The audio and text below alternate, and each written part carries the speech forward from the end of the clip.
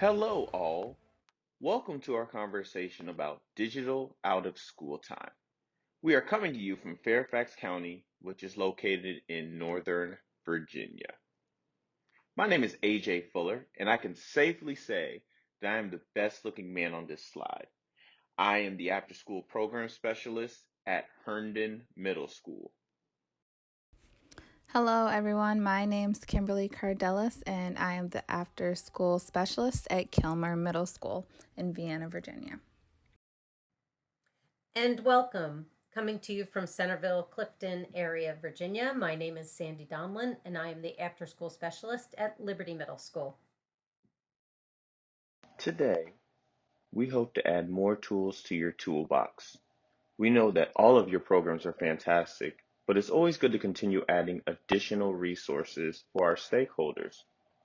Our outcomes and goals are provide resources to enhance engagement during programming, present ideas to measure the impact of these resources, process successes, concerns, and discuss next steps, and finally, share strategies and best practices to address gaps in service.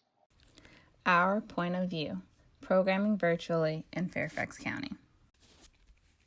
The FCPS advantage. Really, we just thought it was important to set aside just a few moments to acknowledge that our positions are unique and that our program in and of itself may have some privileges along the vein of, being in a larger school district, funding from both FCPS and the county government, and then by us being in a school in each of the middle school buildings, we have access to facilities. We have in-house resources like family services. We are full-time employees. We have access to other full-time employees, the teachers, and they do a lot of the facilitating of the clubs. The students are already at school, so we have a captive audience in that. And then just access to supplies and transportation. And we know that this is not necessarily the case across the board. And perhaps for some of you and your programs that you may not have all of these resources in-house and just embedded into the structure and operation of your programs. The FCPS Middle School After-School Program began in 2006, and it is funded and implemented through a collaborative partnership between Fairfax County Public Schools and the county's Department of Neighborhood and Community Services. There are 27 middle schools in FCPS. That means there's 27 of after-school specialists such as Sandy and AJ and myself. And each school offers a robust, high-quality after-school program for all students at no cost to parents, operating 5 days a week. Now, within each school, there's a unique structure. Every program promotes social engagement, quality connections, persistence, and resiliency. And these are narrowly tailored to the populations that each school community serves, just because every school is not the same. We are not cookie cutter programs. There are some things that we do have streamlined, but everything is very student centered. And as that's the case, many of the activities that we offer, again, are tailored towards those groups based on needs and interests and the ways that we can best assess and address gaps and opportunities and achievements. And then just going back to that collaboration between FCPS and on the county side, the Department of Neighborhood and Community Services, and what that looks like. Oftentimes, the community centers serve different regions and neighborhoods. So they're usually partnered with schools where we are serving the same families.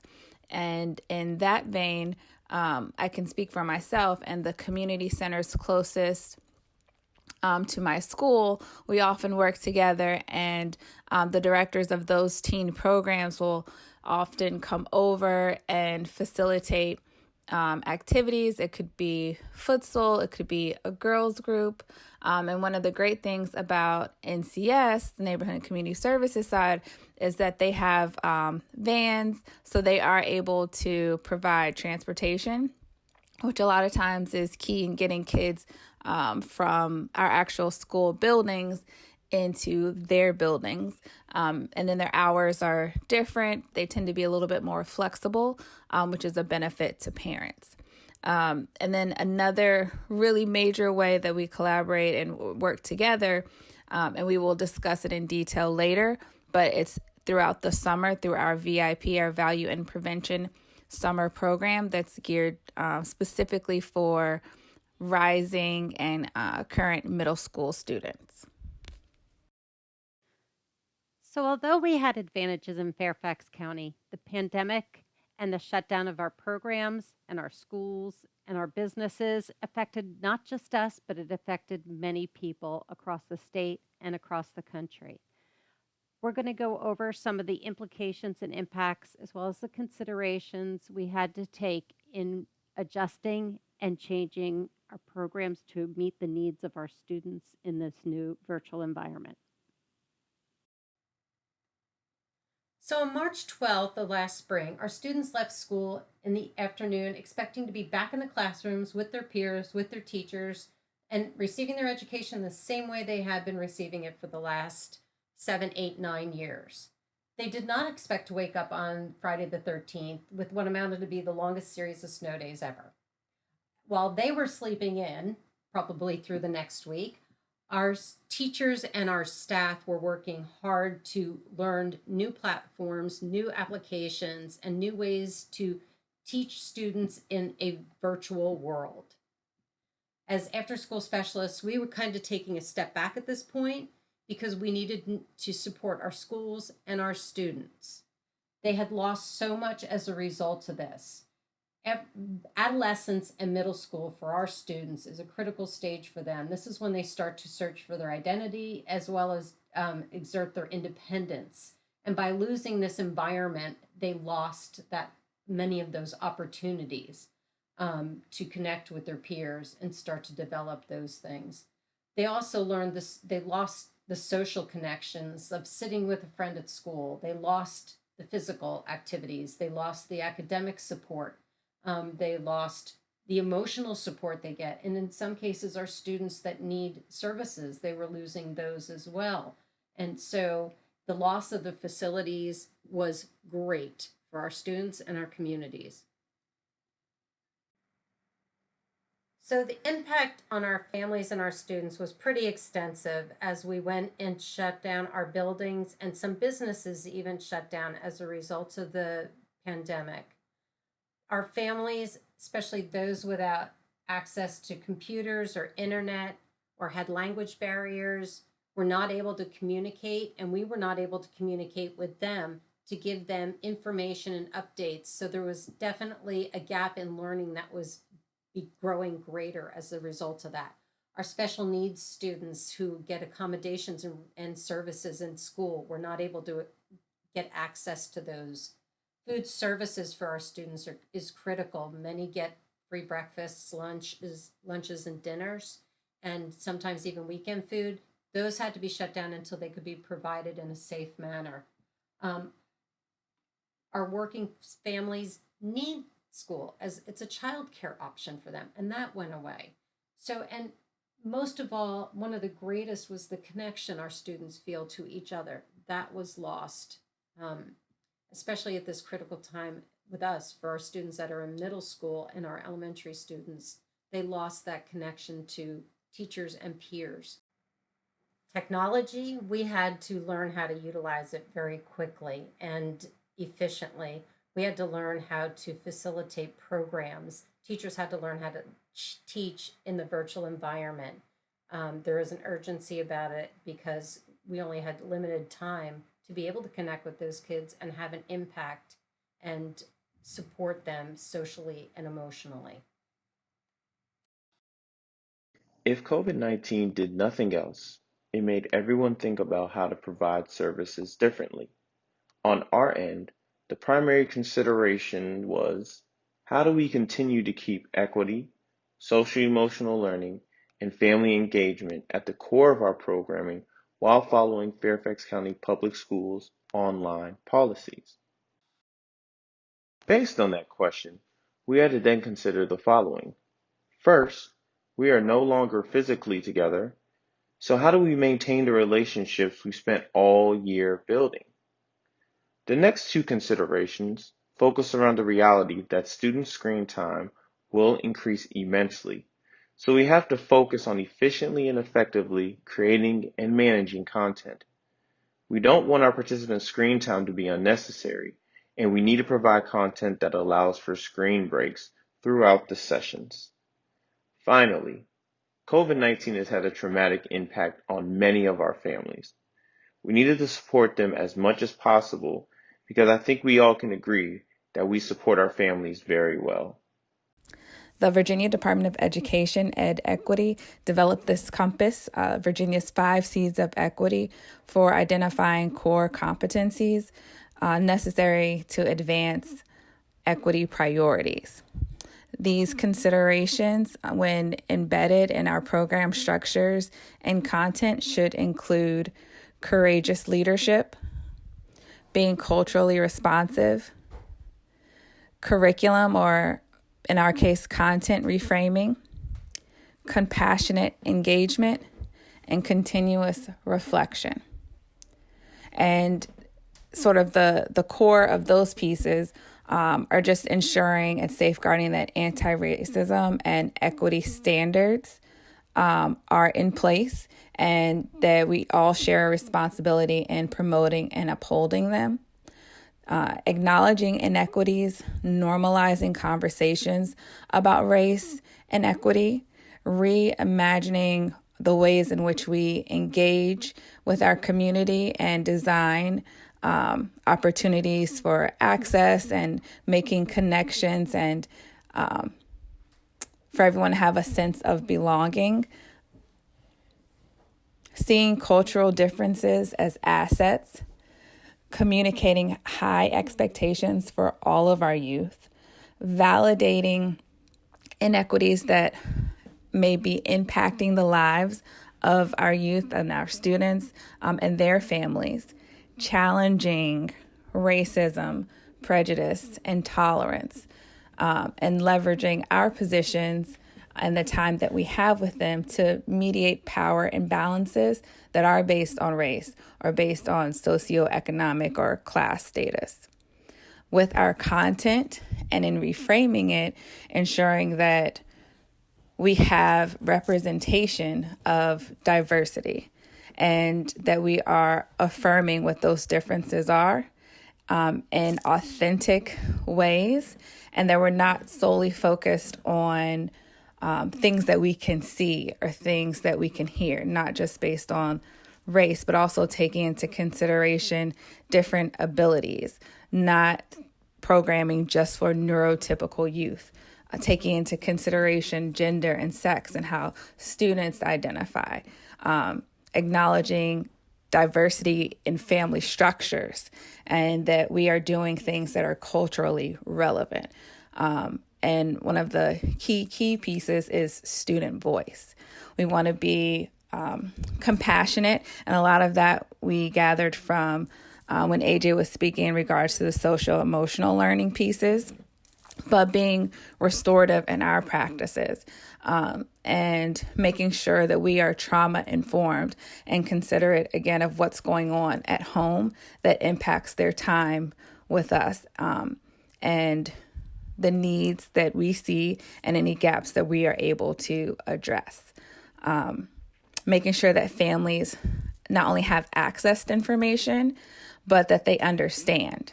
and that we are being respectful of different cultural practices, and we are taking that extra effort to engage our families that are new to this country or are still learning English.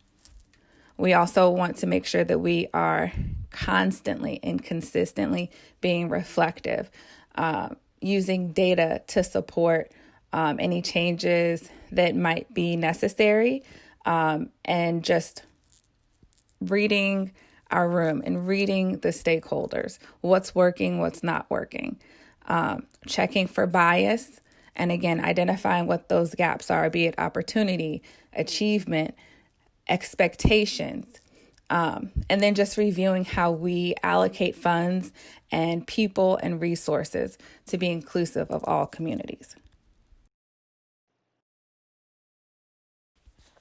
Student voice. Research indicates that students who believe they have a voice in school are 7 times more likely to be academically motivated than students who do not. Student voice refers to the values, opinions, beliefs, perspectives, and cultural backgrounds of individual students and groups of students in a school, and to instructional approaches and techniques that are based on student choices, interests, passions, and ambitions. And that speaks exactly to the work that we do in out-of-school time programming, listening to their voice, giving them choices and autonomy based on their interests, their passions, and their ambitions. And we take all of that and then we blend it with where we see needs, where we see gaps, and where we can bolster assets. Creating a welcoming environment, consistent opportunities for them to use their voice, and building relationships are things you all do already. And this consideration is applicable in any platform. Student voice is more than verbal, more than giving them space to speak, but to be heard and to collaborate. Not only what they say, but the ways in which they express their feelings, their thoughts, and how they engage with us. And especially now, how home life, which is now also school life, manifests in out-of-school programming. So we're all in this situation where we do not have access to our facilities. We do not have access to our students. We still have a purpose and a drive to connect with them and give them that voice, and also provide for them the physical engagement, the academic support, the emotional support, as well as, and most of all, the social support.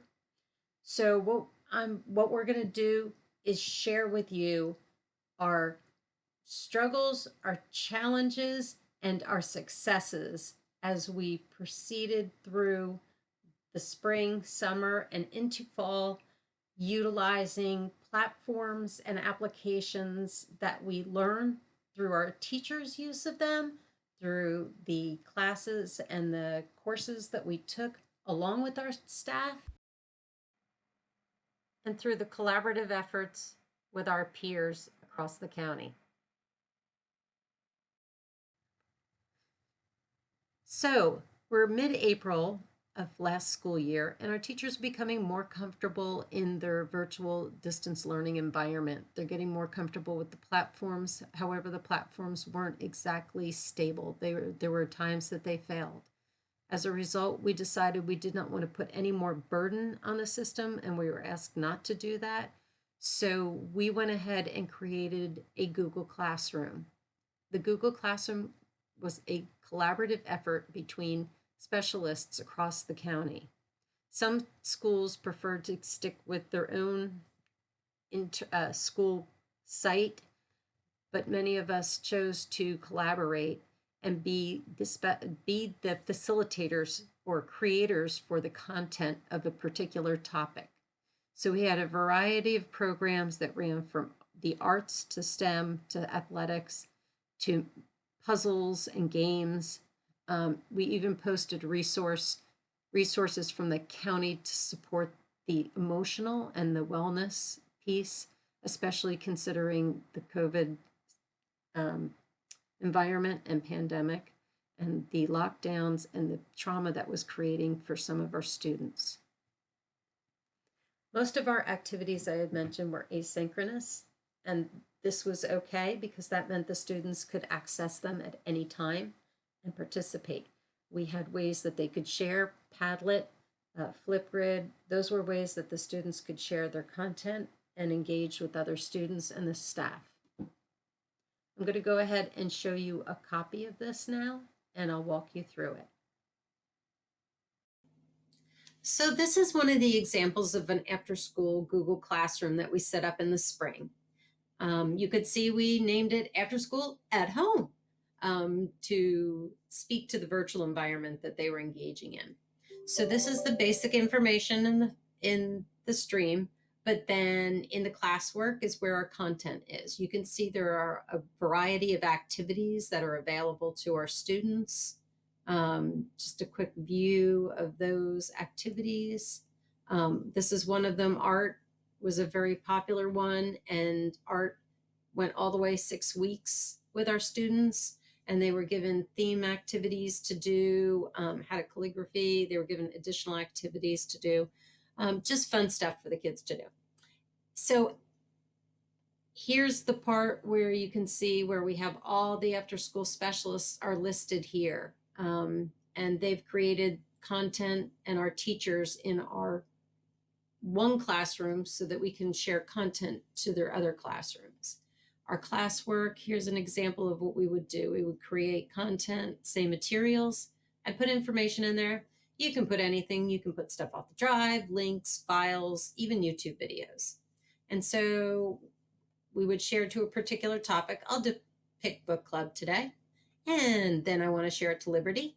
But I also, because this is older, sorry, I'm going to share it to Frost and Thoreau and Franklin and Hayfield. I'm going to share to all of those schools. See, and now it says 5 classes. And I'm going to go ahead and post it. And when I post it, it will share that content with all of those schools in their Google Classroom, so it's available to their students in addition to my students at Liberty Middle School. I hope that helps you understand how we did our spring content and engagement, and we'll go on later to share more of the ways that we did this. Thank you. So what were the big takeaways from our spring programming experience? Well, for one, as specialists, we came to depend on each other and collaborate more with each other as a result of this experience. We had collaborated before, but in this time frame and in this environment, we knew we had to really depend on each other and go to each other for support and help and information. We also learned that we could be really good at what our passions and our interests are. We were able to utilize the diverse abilities and capabilities of our staff and also our peers to put together good programming opportunities for our students.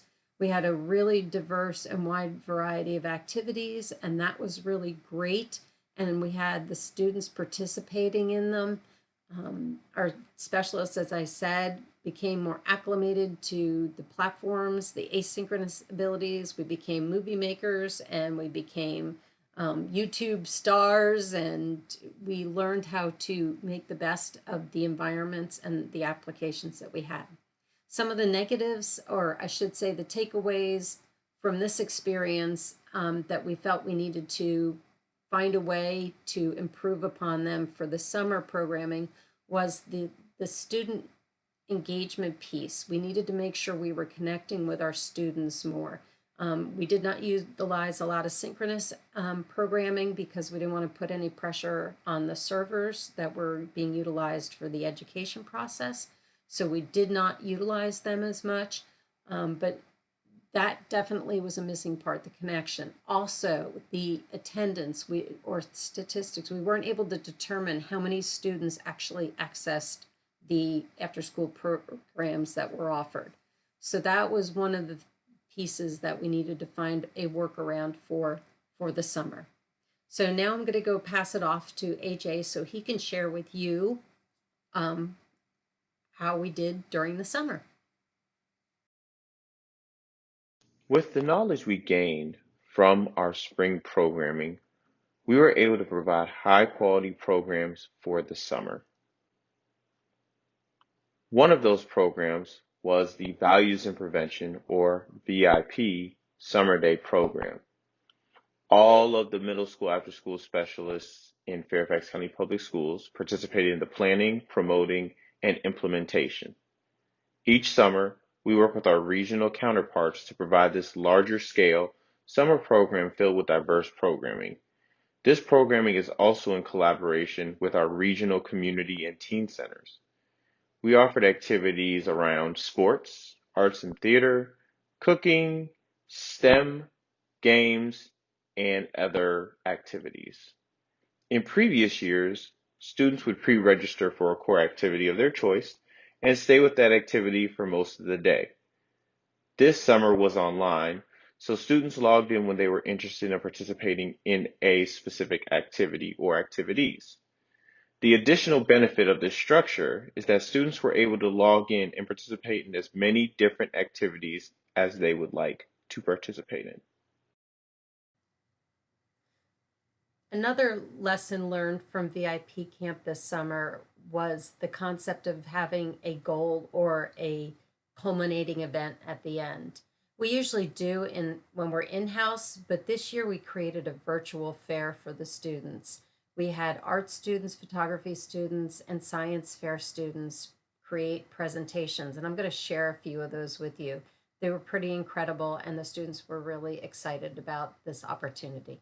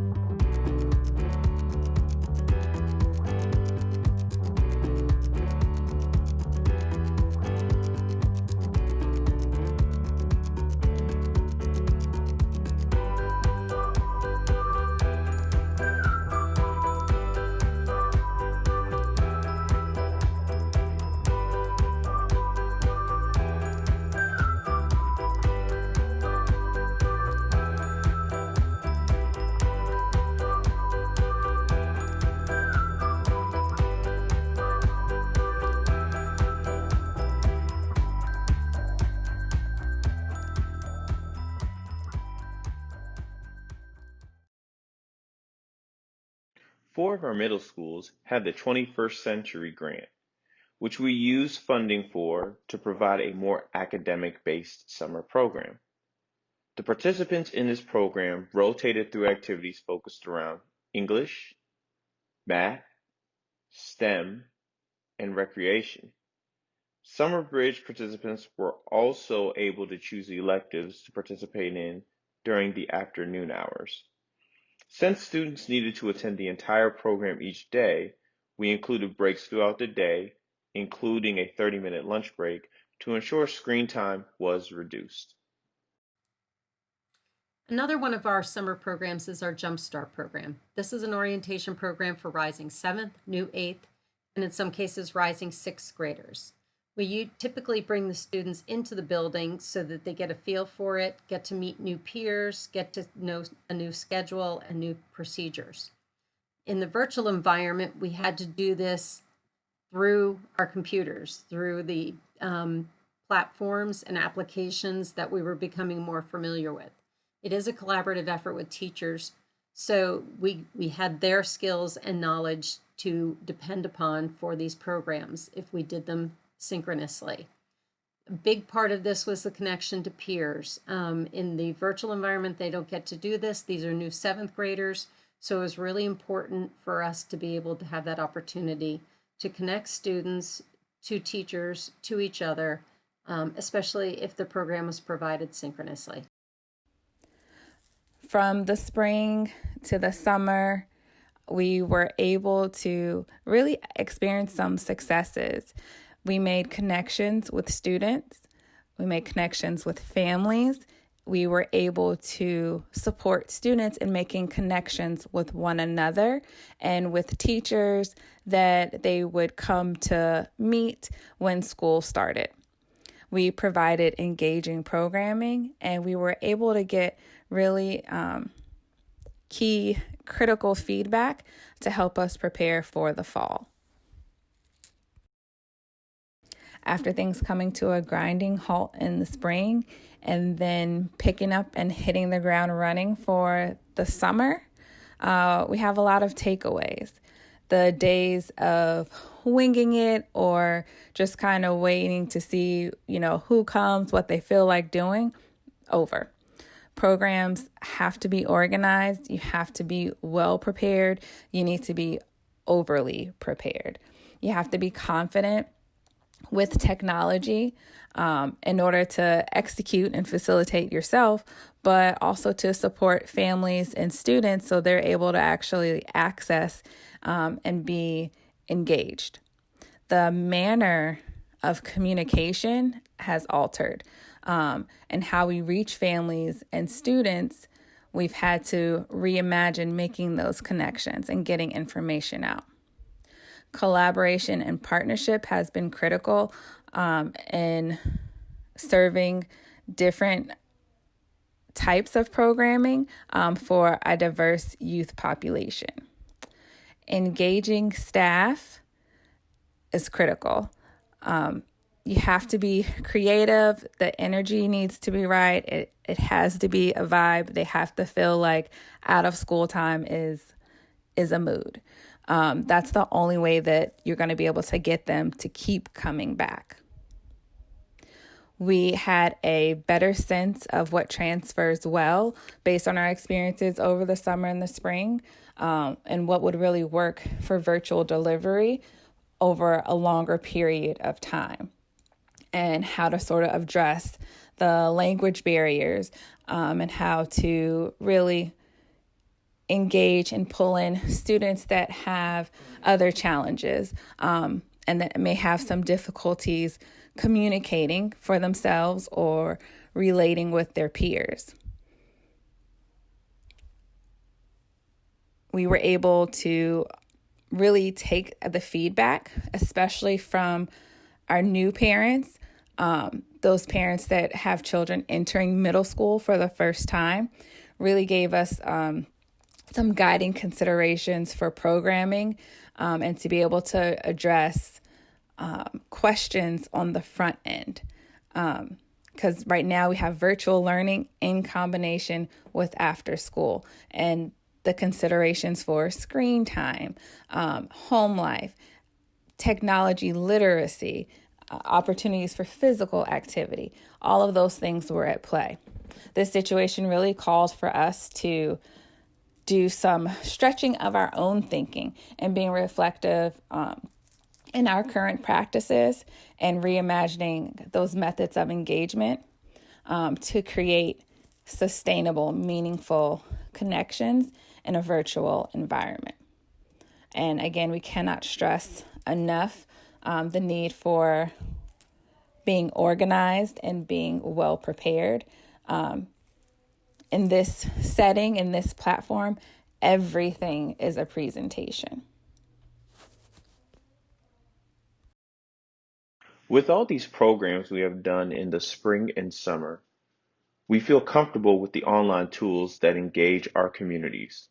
So we are confident that we can provide diverse and engaging synchronous programming accessible to all of our middle school students.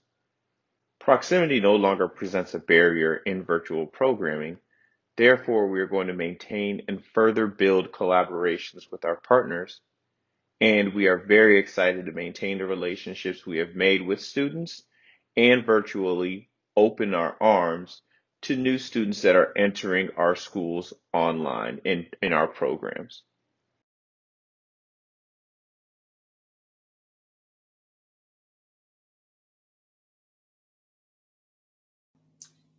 So now that you've learned about our experiences through the months in presenting programming for our students, and you've learned what we've learned and how to engage our students in different ways in the virtual environment, I'm going to show you some of the applications we use.